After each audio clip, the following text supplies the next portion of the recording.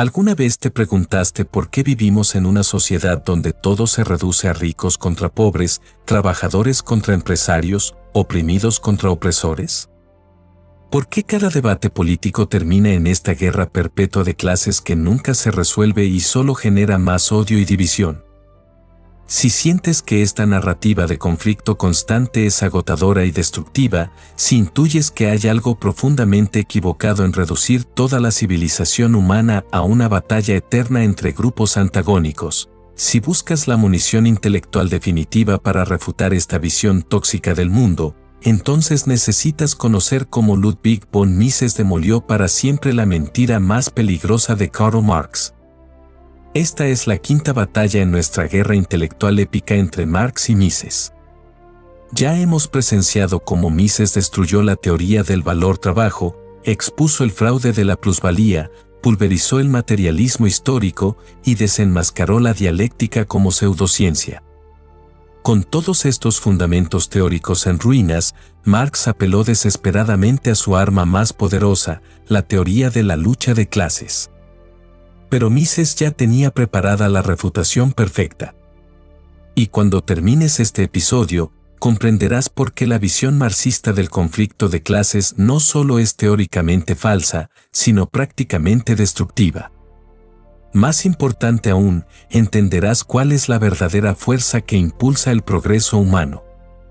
Después de ver cómo Mises había destruido todos los fundamentos teóricos del marxismo, Marx se refugió en lo que consideraba su descubrimiento más genial, la idea de que toda la historia humana puede explicarse como una guerra perpetua entre clases sociales. Pero había cometido un error fatal, intentar engañar al hombre que mejor comprendía cómo funciona realmente la cooperación social. Para entender la magnitud del error marxista que Mises iba a demoler, necesitamos comprender exactamente qué afirmaba Marx sobre la lucha de clases. No se trataba de una observación casual sobre tensiones sociales ocasionales, sino de una teoría totalizadora que pretendía explicar toda la dinámica de la civilización humana. Marx sostenía que la historia de todas las sociedades hasta nuestros días es la historia de la lucha de clases. Según su visión, desde el esclavismo romano hasta el capitalismo moderno, el motor fundamental del cambio histórico era siempre el mismo: el conflicto irreconciliable entre opresores y oprimidos, explotadores y explotados, dominadores y dominados. En el contexto del capitalismo, Marx identificó dos clases fundamentales y antagónicas: la burguesía, propietarios de los medios de producción, y el proletariado, trabajadores que solo poseen su fuerza de trabajo. Estas clases, según Marx, tenían intereses absolutamente incompatibles. Lo que beneficiaba a una, necesariamente perjudicaba a la otra. Era un juego de suma cero donde la ganancia de los capitalistas provenía exclusivamente de la explotación de los trabajadores. Esta teoría tenía un atractivo emocional poderoso. Ofrecía una explicación simple para las injusticias del mundo: todo se reducía a una guerra entre grupos. Si eras pobre, tenías un enemigo claro. Si algo salía mal en la sociedad, había culpables identificables. La complejidad de la realidad social se simplificaba en una narrativa dramática de buenos contra malos. Marx extrapoló esta visión al futuro, prediciendo que el conflicto se intensificaría hasta que el proletariado, finalmente organizado y consciente de sus intereses de clase, derrocaría violentamente a la burguesía e instalaría una sociedad sin clases. La lucha de clases era tanto la explicación del pasado como la promesa del futuro. Para el contexto latinoamericano, esta teoría parecía especialmente relevante. En países como Argentina, donde las tensiones entre oligarquía terrateniente y masas trabajadoras marcaron el siglo XX, o en Venezuela, donde la retórica de pueblo contra oligarquía justificó décadas de populismo autoritario, la narrativa marxista de lucha de clases encontró terreno fértil. En Chile, Salvador Allende llegó al poder prometiendo representar a los trabajadores contra la burguesía entreguista. En México, la retórica revolucionaria del PRI se construyó sobre la idea del conflicto perpetuo entre el pueblo y los poderosos. Incluso hoy, líderes como López Obrador en México o los restos del chavismo en Venezuela siguen utilizando este marco conceptual. La teoría de la lucha de clases se había convertido en el ente a través del cual millones de personas interpretaban la realidad. Políticos, intelectuales, periodistas y activistas organizaban su comprensión del mundo alrededor de esta idea central, la sociedad como campo de batalla perpetuo entre grupos irreconciliablemente antagónicos. Pero había un problema fundamental con esta teoría. Un problema que Mises había identificado con la precisión quirúrgica de la praxeología. Marx había confundido síntomas ocasionales con causas permanentes. Había tomado conflictos superficiales y circunstanciales por la esencia misma de la organización social. Y más grave aún, había ignorado completamente la fuerza real que permite la existencia misma de la civilización. Marx observaba el mundo de su época, la Inglaterra industrial del siglo XIX con sus condiciones laborales duras y sus tensiones sociales evidentes, y concluyó que el conflicto era lo fundamental. Pero cometió el error de tomar la parte por el todo, lo accidental por lo esencial, lo transitorio por lo permanente. Era como si alguien, observando una discusión entre esposos, concluyera que el matrimonio es esencialmente una institución de conflicto perpetuo, ignorando completamente los vínculos de amor, cooperación y beneficio mutuo que hacen posible y deseable la vida en pareja. Marx veía las fricciones y concluía que eran toda la realidad. Mises sabía que esta perspectiva no solo era teóricamente errónea, sino prácticamente peligrosa. Porque si convences a las personas de que viven en una guerra perpetua, eventualmente comenzarán a actuar como si estuvieran en guerra. Si les enseñas que sus intereses son irreconciliablemente opuestos a los de otros grupos, destruyes las bases mismas de la cooperación social. Y la cooperación social, como Mises estaba a punto de demostrar, no era un detalle menor en la organización humana. Era el fundamento mismo de todo progreso, prosperidad y civilización. Marx no había descubierto la clave de la historia humana, había invertido completamente su comprensión. Ahora bien, cuando Mises aplicó el rigor de la praxeología a la teoría marxista de la lucha de clases, la demolición fue sistemática e implacable. Como soldado experimentado en las batallas intelectuales, Mises sabía exactamente dónde atacar, el corazón mismo de la comprensión marxista sobre la naturaleza de la sociedad humana. La praxeología, la ciencia lógico-deductiva de la acción humana que Mises había desarrollado, partía de un axioma fundamental: los seres humanos actúan propositivamente para mejorar su situación según su propia perspectiva.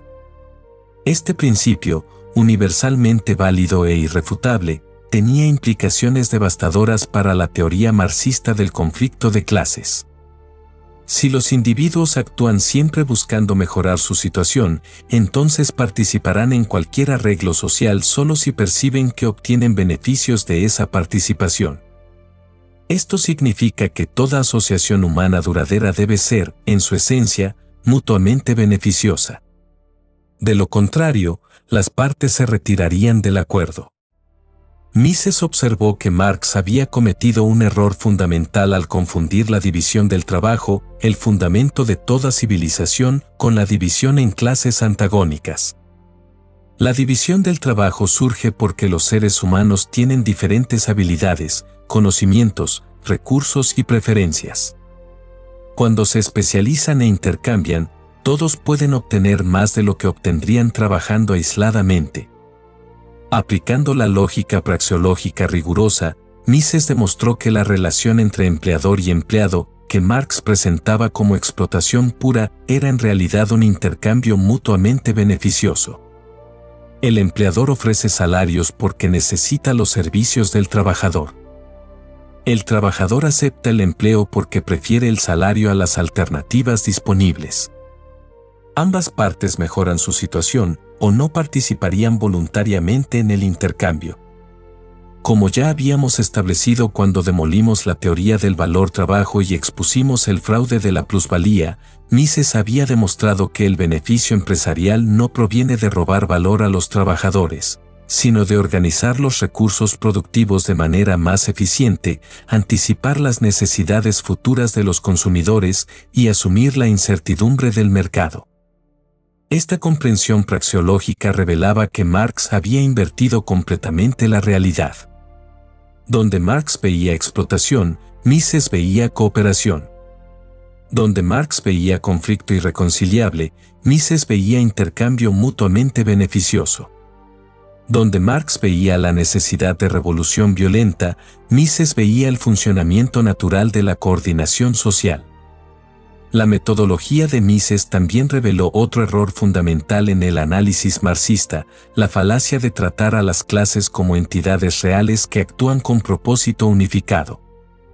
En la praxeología, solo los individuos actúan. Las clases sociales son abstracciones útiles para ciertos análisis, pero no tienen existencia independiente ni pueden tener intereses o luchar entre sí. Los intereses de los trabajadores no son uniformes.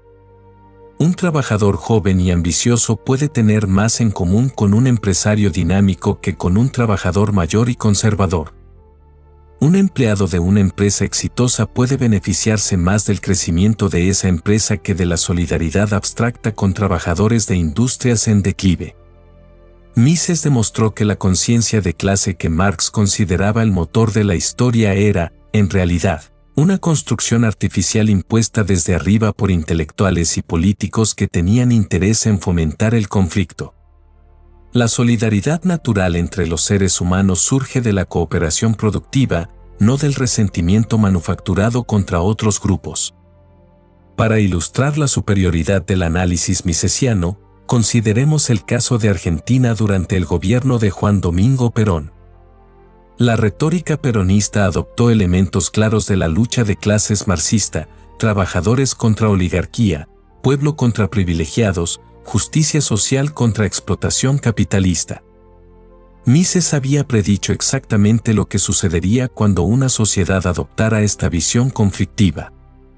En lugar de cooperación productiva, Argentina experimentó décadas de polarización estéril. En lugar de crecimiento económico beneficioso para todos, el país sufrió estancamiento crónico.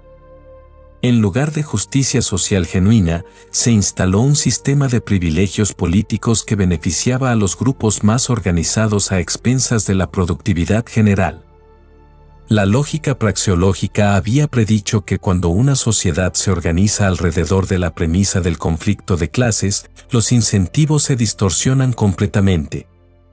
En lugar de crear riqueza a través de la cooperación productiva, los grupos se enfocan en capturar y redistribuir la riqueza existente a través del poder político. El resultado inevitable es el empobrecimiento general. Venezuela bajo el chavismo proporcionó una validación aún más dramática de las predicciones de Mises. La retórica de revolución bolivariana se construyó explícitamente sobre la narrativa marxista de lucha de clases, pueblo contra oligarquía, mayorías patrióticas contra minorías privilegiadas, socialismo del siglo XXI contra capitalismo salvaje. El resultado fue exactamente lo que la praxeología había predicho: destrucción sistemática de la cooperación social, colapso de la productividad, emigración masiva y empobrecimiento generalizado. La búsqueda de la justicia social a través del conflicto de clases produjo la injusticia más extrema, una sociedad donde la mayoría vive en pobreza mientras una pequeña élite política controla los recursos. Mises había demostrado que la teoría de la lucha de clases no era solo una descripción errónea de la realidad social, era una profecía que se cumple a sí misma de la manera más destructiva posible. Pero veamos esto con mayor detalle. Con la precisión implacable que había caracterizado todas sus refutaciones anteriores del marxismo, Mises identificó la contradicción lógica fundamental en el corazón de la teoría de la lucha de clases. Era una contradicción tan básica, tan elemental, que una vez expuesta hacía que toda la construcción teórica marxista se derrumbara bajo su propio peso. La contradicción era esta: si la sociedad se basara realmente en el conflicto irreconciliable entre clases antagónicas, entonces la sociedad misma no podría existir. El conflicto permanente y total es incompatible con la cooperación mínima necesaria para mantener cualquier forma de organización social compleja. Marx había caído en una trampa lógica mortal. Observaba la existencia de sociedades complejas, prósperas y en crecimiento, pero luego afirmaba que estas sociedades se basaban fundamentalmente en principios que harían imposible su existencia. Era como afirmar que un edificio se mantiene en pie gracias a las fuerzas que lo están demoliendo. Mises aplicó la lógica praxeológica para demostrar que cualquier sociedad que funcionara realmente según los principios del conflicto de clases se autodestruiría rápidamente. Si los trabajadores y los empleadores tuvieran intereses verdaderamente antagónicos, si toda ganancia de uno representara una pérdida para el otro, entonces no existirían incentivos para la cooperación productiva. En tal sociedad, los empleadores buscarían constantemente formas de reducir los salarios a cero y aumentar las horas de trabajo a 24 por día. Los trabajadores, por su parte, buscarían constantemente formas de reducir su productividad a cero mientras maximizan sus salarios al infinito. El resultado sería el colapso económico inmediato. Pero esto no es lo que observamos en las sociedades reales. Lo que observamos es exactamente lo contrario: empleadores que compiten entre sí para atraer trabajadores talentosos, ofreciendo mejores salarios y condiciones. Trabajadores que se esfuerzan por aumentar su productividad para acceder a mejores oportunidades. Empresas que invierten en la capacitación de sus empleados porque empleados más competentes generan más valor para todos. La lógica misesiana reveló que Marx había confundido los conflictos específicos y circunstanciales con el principio organizador fundamental de la sociedad. Por supuesto que existen tensiones ocasionales entre empleadores y empleados sobre salarios, horarios, condiciones de trabajo. Pero estas tensiones son síntomas de imperfecciones específicas en arreglos particulares, no evidencia de antagonismo fundamental e irreconciliable. Es como observar que los esposos ocasionalmente discuten sobre el presupuesto familiar y concluir que el matrimonio se basa fundamentalmente en el conflicto económico irreconciliable entre cónyuges. La observación específica puede ser correcta, pero la conclusión general es absurdamente errónea. Mises demostró que los conflictos laborales específicos surgen precisamente porque ambas partes reconocen que tienen intereses fundamentales en común: mantener la empresa productiva y profitable. Las disputas son sobre cómo distribuir los beneficios de la cooperación exitosa, no sobre si cooperar o entrar en guerra total. La contradicción lógica se volvía aún más evidente cuando Marx intentaba explicar cómo una sociedad basada en el conflicto de clases podía generar progreso tecnológico, acumulación de capital y mejoramiento general de las condiciones de vida. Si los capitalistas fueran realmente los enemigos implacables de los trabajadores, ¿por qué invertirían en tecnologías que aumentan la productividad del trabajo? ¿Por qué no se enfocarían exclusivamente en métodos de explotación más directos? La respuesta era clara para Mises: porque la premisa marxista era falsa. Los capitalistas invierten en mejorar la productividad del trabajo porque trabajadores más productivos generan más valor, lo cual beneficia a todos los participantes en el proceso productivo. El progreso tecnológico es posible precisamente porque empleadores y empleados tienen intereses complementarios, no antagónicos. Para comprender la magnitud de esta contradicción lógica, consideremos el caso de Chile durante el gobierno de Salvador Allende, 1970 a 1973. Allende aplicó políticas basadas explícitamente en la premisa marxista de que existía un conflicto irreconciliable entre trabajadores y la burguesía monopolista. El gobierno nacionalizó industrias, expropió tierras y organizó a los trabajadores en cordones industriales para luchar contra los enemigos de clase. La retórica oficial presentaba cada decisión económica como una batalla en la guerra de clases. El resultado fue exactamente lo que la lógica misesiana había predicho: colapso de la cooperación productiva. Los empresarios, tratados como enemigos irreconciliables, dejaron de invertir. Los trabajadores, incentivados a ver la productividad como traición a su clase, redujeron su esfuerzo. La producción se desplomó, la inflación se disparó, y el país se sumió en el caos económico. En contraste, cuando Chile abandonó la premisa del conflicto de clases después de 1975 y adoptó políticas basadas en la cooperación voluntaria y el intercambio mutuamente beneficioso, experimentó el milagro económico que lo convirtió en el país más próspero de América Latina. La diferencia no fue accidental. Fue la confirmación práctica de la refutación teórica que Mises había hecho de la lucha de clases décadas antes. Cuando una sociedad se organiza alrededor de la premisa de la cooperación mutuamente beneficiosa, florece. Cuando se organiza alrededor de la premisa del conflicto irreconciliable, se autodestruye. Marx había cometido el error de confundir la competencia, que es cooperación dentro de reglas acordadas, con el conflicto, que es guerra sin reglas. La competencia entre empresas por atraer trabajadores beneficia a los trabajadores. La competencia entre trabajadores por acceder a mejores empleos beneficia a todos a través del aumento de la productividad general. Y aquí es donde las cosas se ponen realmente interesantes. Con el golpe decisivo que había caracterizado todas sus demoliciones anteriores del marxismo, Mises demostró que la teoría de la lucha de clases no era simplemente una descripción errónea de la realidad social, sino algo mucho peor, una profecía que se cumple a sí misma de la manera más destructiva posible. La lógica praxeológica revelaba las consecuencias inevitables de organizar una sociedad alrededor de la premisa del conflicto de clases. Si convences a las personas de que viven en una guerra perpetua contra otros grupos, eventualmente comenzarán a actuar como si estuvieran en guerra. Si les enseñas que sus intereses son irreconciliablemente opuestos, destruyes los incentivos para la cooperación que hace posible el progreso.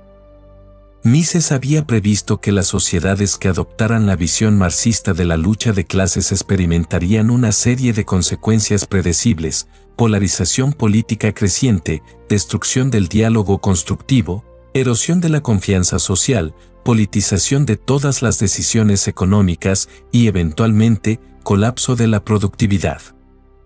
La primera consecuencia inevitable era la politización total de la vida social. Si todo se reduce a una guerra entre clases, entonces toda decisión, desde la educación hasta la cultura, desde la medicina hasta el deporte, debe evaluarse según su contribución a la victoria de una clase sobre otra.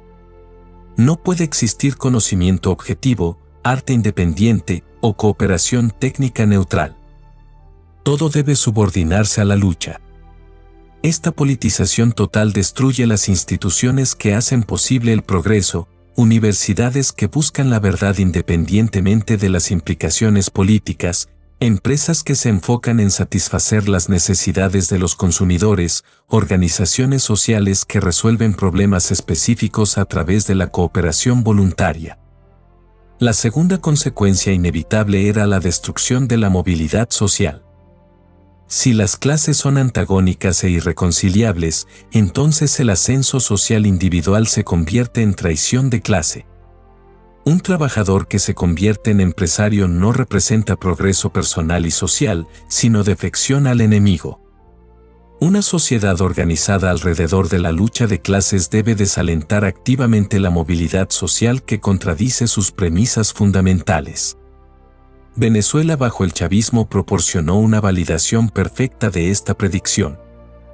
El régimen desarrolló una retórica específica para atacar a cualquier miembro de las clases populares que lograra éxito económico: nuevos ricos, escuálidos, traidores al proceso revolucionario.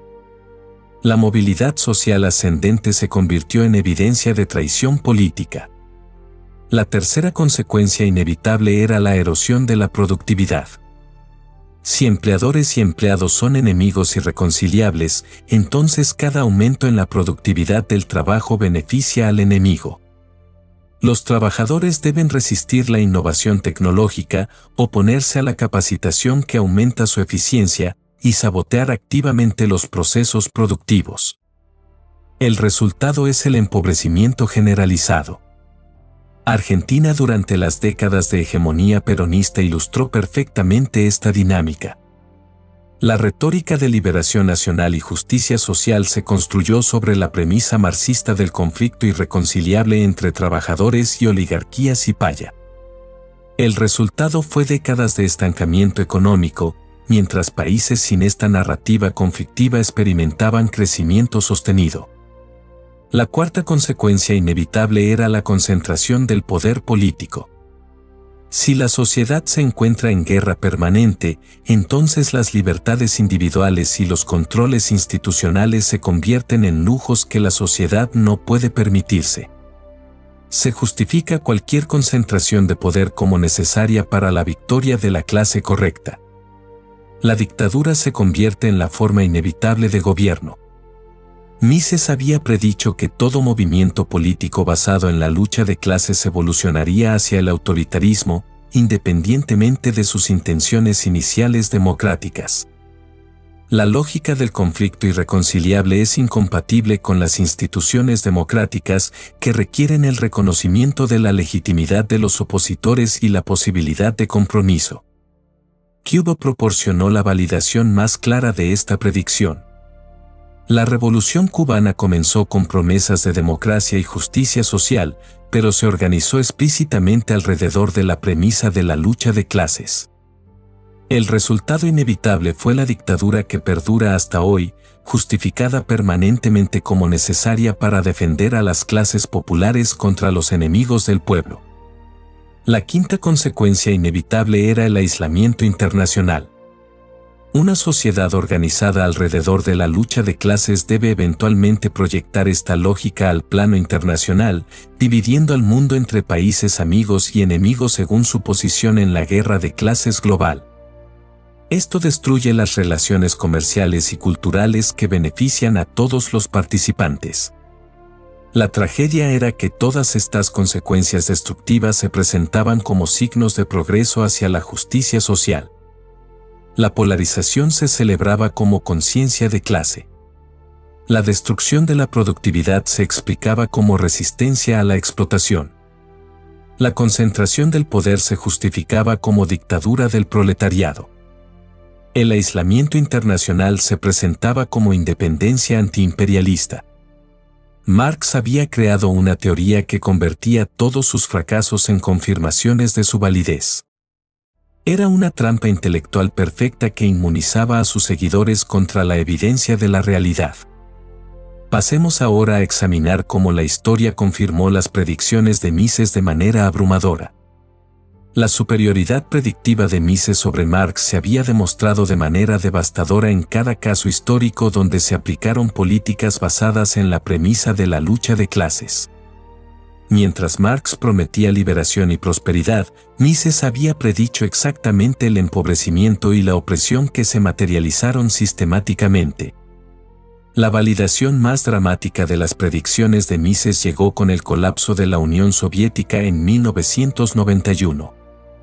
Durante décadas, los marxistas habían presentado la URSS como la prueba de que una sociedad podía organizarse exitosamente alrededor de la lucha de clases y la dictadura del proletariado.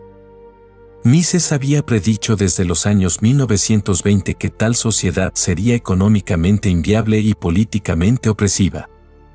Cuando finalmente colapsó el experimento soviético, las causas fueron exactamente las que Mises había identificado: imposibilidad de cálculo económico racional sin propiedad privada y precios de mercado, destrucción de los incentivos para la innovación y la productividad, concentración del poder que generó corrupción e ineficiencia masivas, aislamiento de la cooperación internacional que privó a la sociedad de los beneficios del intercambio. Pero la validación de Mises no se limitó a los casos extremos del comunismo totalitario. Las predicciones misesianas se confirmaron también en los casos moderados donde la retórica de la lucha de clases se aplicó dentro de marcos democráticos. En Argentina, la adopción de la narrativa peronista de trabajadores contra oligarquía produjo exactamente los resultados que Mises había predicho para cualquier sociedad organizada alrededor del conflicto de clases. En 1950, Argentina tenía uno de los ingresos per cápita más altos del mundo, comparable al de Estados Unidos y superior al de la mayoría de países europeos. 70 años después, tras décadas de políticas basadas en la premisa del conflicto de clases, Argentina se había convertido en un país de renta media con problemas crónicos de inflación, estancamiento económico y polarización política. La narrativa de justicia social había producido injusticia masiva, la promesa de liberación nacional había resultado en dependencia crónica, la retórica de defensa de los trabajadores había culminado en desempleo estructural. El contraste con Chile era especialmente revelador.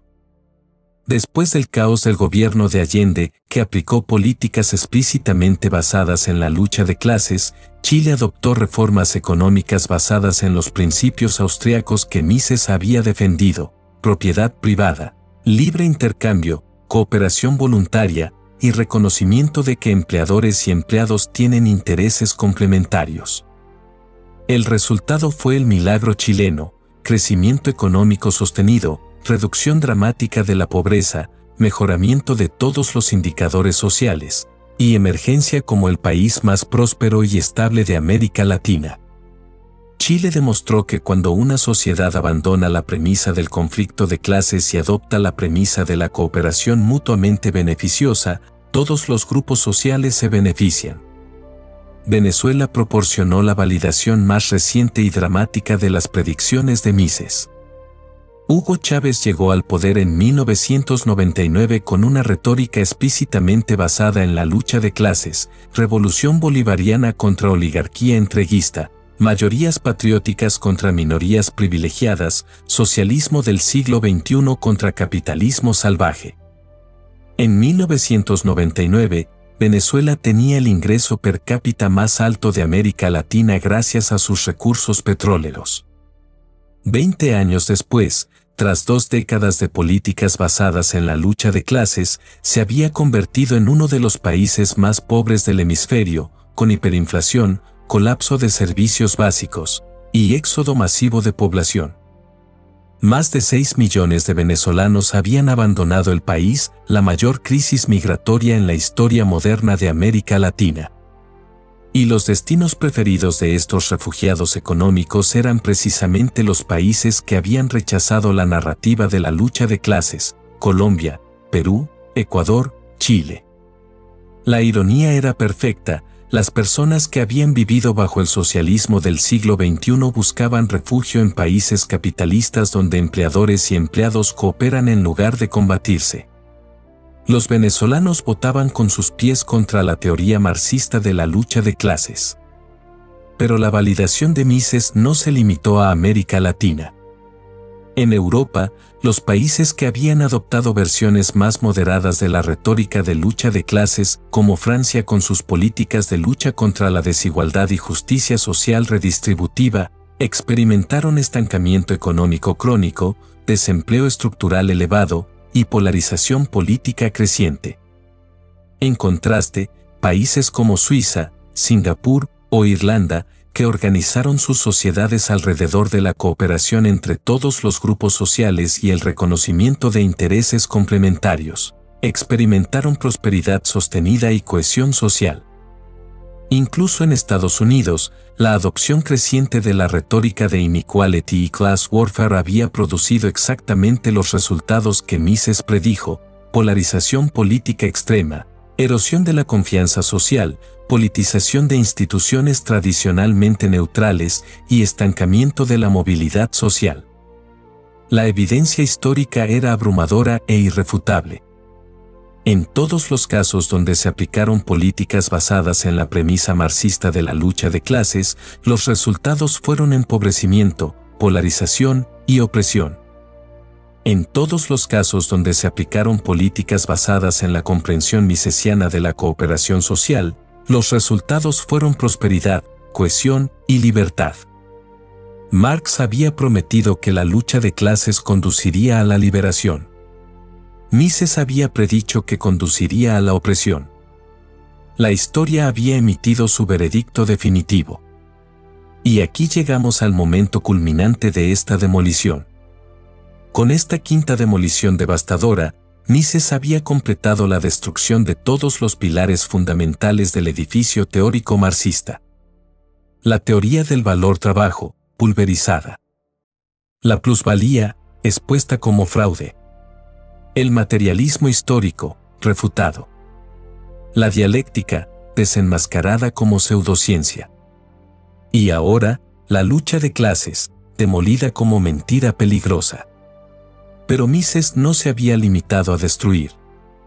Como verdadero científico social, había construido simultáneamente la alternativa superior, la comprensión de la sociedad como sistema de cooperación voluntaria basado en la división del trabajo y el intercambio mutuamente beneficioso. En esta visión misesiana, no existen clases con intereses irreconciliablemente antagónicos. Existen individuos con diferentes habilidades, preferencias, recursos y circunstancias que encuentran ventajoso cooperar a través de la especialización y el intercambio. Todos se benefician de esta cooperación o no participarían voluntariamente en ella. El empresario que organiza la producción no explota a los trabajadores, les proporciona oportunidades de empleo que ellos valoran más que las alternativas disponibles. El trabajador que acepta un empleo no se subordina a un explotador, intercambia sus servicios por una remuneración que considera satisfactoria. El consumidor que compra un producto no es víctima de manipulación, obtiene algo que valora más que el dinero que entrega.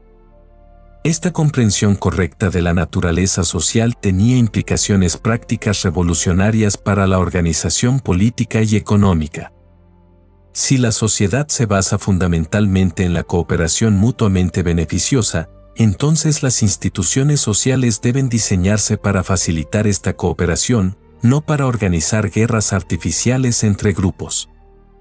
Esto significaba proteger la propiedad privada que hace posible el intercambio voluntario, mantener mercados libres que permiten la coordinación eficiente de planes individuales, limitar el poder del gobierno para evitar que se convierta en instrumento de un grupo para explotar a otros, y garantizar la libertad individual que hace posible la cooperación genuina. En el contexto latinoamericano actual, la validación de esta visión misesiana es especialmente evidente. Los países que han adoptado marcos institucionales basados en la cooperación voluntaria, como Chile, Uruguay, Costa Rica, Panamá, han experimentado progreso sostenido y estabilidad social. Los países que han mantenido la retórica de la lucha de clases, como Venezuela, Nicaragua, Argentina, han experimentado estancamiento y conflicto. La diferencia no es accidental. Es la confirmación práctica de la superioridad teórica que Mises había demostrado décadas antes. Cuando una sociedad se organiza alrededor de la premisa de que todos los grupos pueden beneficiarse de la cooperación, crea las condiciones para que efectivamente todos se beneficien. Cuando se organiza alrededor de la premisa del conflicto irreconciliable, crea las condiciones para el conflicto y el empobrecimiento. La demolición misesiana de la lucha de clases también reveló por qué esta teoría había resultado tan atractiva para ciertos tipos de intelectuales y políticos. La narrativa del conflicto de clases proporcionaba un papel heroico para aquellos que se presentaban como defensores de las clases oprimidas. Les permitía justificar la concentración del poder político como necesaria para la victoria de su clase favorita. En contraste, la visión misesiana de la cooperación social no ofrecía roles heroicos para salvadores políticos. Si la sociedad funciona mejor a través de la cooperación voluntaria, entonces el papel de los líderes políticos debe ser modesto, proteger las instituciones que hacen posible esta cooperación, no dirigir guerras artificiales entre grupos. Esto explicaba por qué la teoría marxista de la lucha de clases seguía siendo popular entre intelectuales y políticos incluso después de sus fracasos históricos evidentes. No se trataba de una descripción científica de la realidad social, sino de una ideología que justificaba el poder de aquellos que se proclamaban representantes de las clases progresistas. Mises había expuesto que la teoría de la lucha de clases era, en esencia, una forma sofisticada de demagogia. prometía beneficios imposibles a algunos grupos a costa de otros, justificaba la concentración del poder político y proporcionaba excusas convenientes para todos los fracasos del socialismo, culpa de los enemigos de clase, resistencia de la burguesía, sabotaje imperialista. La victoria de Mises en esta batalla específica era tanto intelectual como práctica.